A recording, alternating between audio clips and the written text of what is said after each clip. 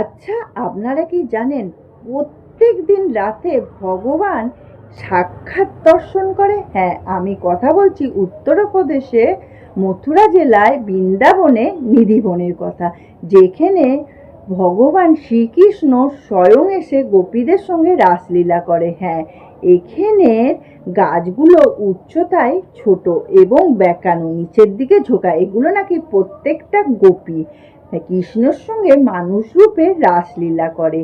হ্যাঁ, সন্ধ্যের পর এখানে পুরোহিত দরজা বন্ধ করে পুরো মন্দির চত্বর ফাঁকা করে দেয়।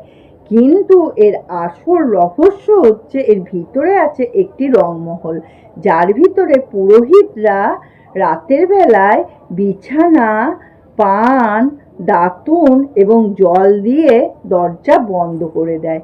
কিন্তু পরের দিন যখন দরজা খোলা হয়, দেখা হয় সেগুলো সব ব্যবহার করা পাওয়া গেছে।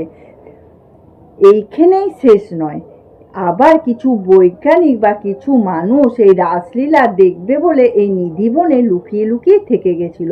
কিন্তু পরের দিন যখন এই মানুষগুলোকে দেখতে পাওয়া গেছিল, কেউ অন্ধ হয়ে গেছিল, কেউ বা পাগল হয়ে গেছিল। ওর জন্য বৈজ্ঞানিকরাও এই নিয়ে আর গবেষণা করে না।